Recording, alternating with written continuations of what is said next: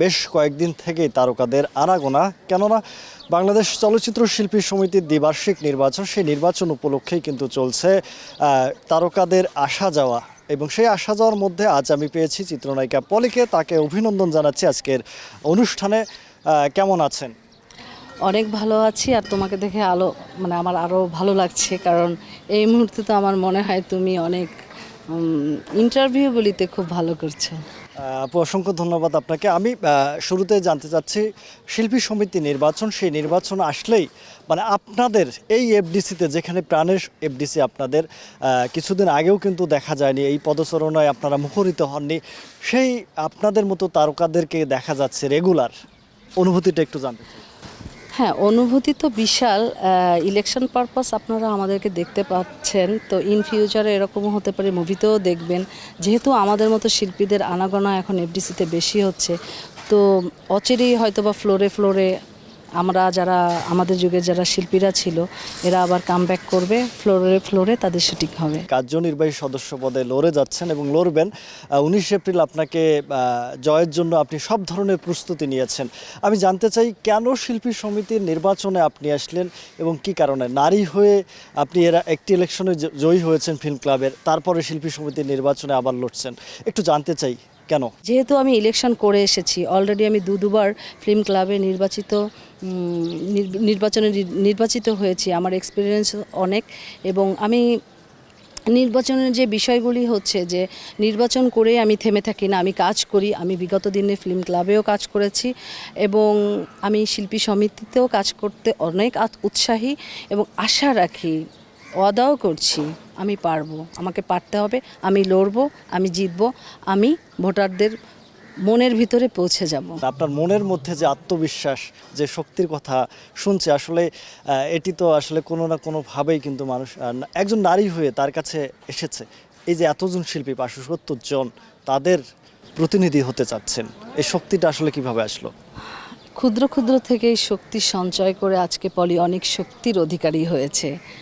So আমি মনে করি যে আমি ওই শিল্পী হতে চাই না যাদেরকে ফোন করলে পাওয়া যায় না, যারা ইলেকশনে যাদের মুখগুলি আমরা দেখতে পারি কিন্তু ইলেকশনের পরে তাদেরকে খুঁজে পাওয়া যায় না। আমি ওই শিল্পী হতেও চাই না, কিংবা আমি ওই প্রার্থীও হতে চাই না। আমি কাজ করতে চাই। আমি এখনও বলছি, আপনাদের মাধ্যম দিয়ে বলছি, আমি কাজ করতে চাই। আমাকে পাশ করলে আর যা হোক, শিল্পীরা ফোন করে আমাকে পাবে এবং আমি শিল্পীদের কথা শোনার চেষ্টা করব, দুঃখ দুর্দশা শোনার চেষ্টা করব, যে কোনো প্রবলেম শোনার চেষ্টা করব এবং যতটুকু পারি নিজে সাহায্য সহযোগিতাও করব।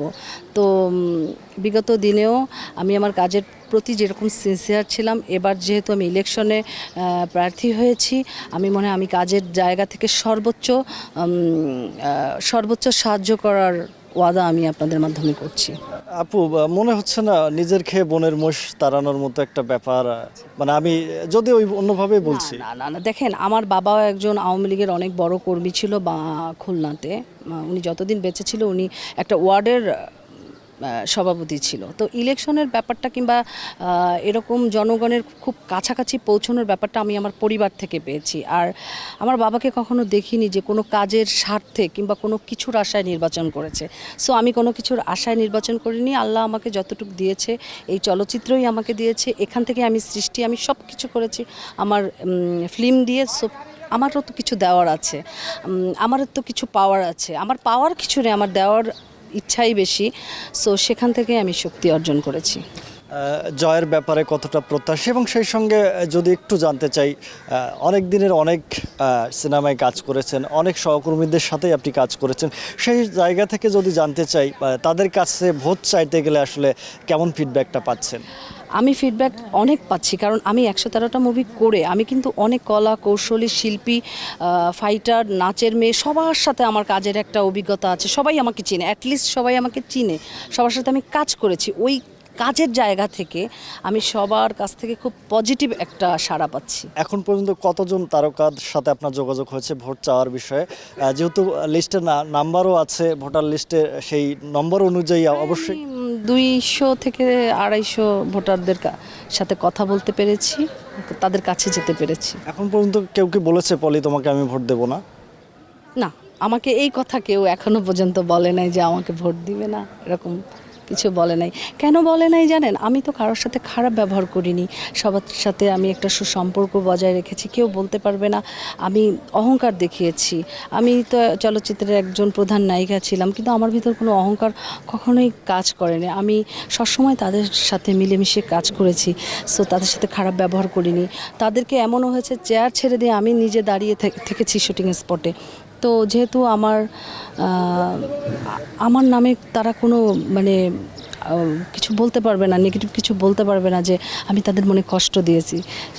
সো এইখান থেকে আমি আশাবাদী যে তারা আমাকে ভোট করবে। চিত্রনায়িকা পলির কাছ থেকে জানছিলাম তার সামনে যে নির্বাচন কেন করছেন, কি কারণে, এবং আরও বেশ কিছু তথ্য কিন্তু আমরা জানলাম। তিনি নির্বাচনে জয়ী হবেন, তাকে সকলেই ভোট দেবেন, কেননা তিনি প্রধান নায়িকা হওয়ার পরেও তিনি কিন্তু সকলের কাছেই কিন্তু সমানভাবে জনপ্রিয়, এবং সেই জনপ্রিয়তা থেকেই কিন্তু তিনি নির্বাচনে এবার জয়লাভ করবেন, এমনটাই তার প্রত্যাশা। এই ছিল এফডিসি থেকে আমার কাছে সর্বশেষ।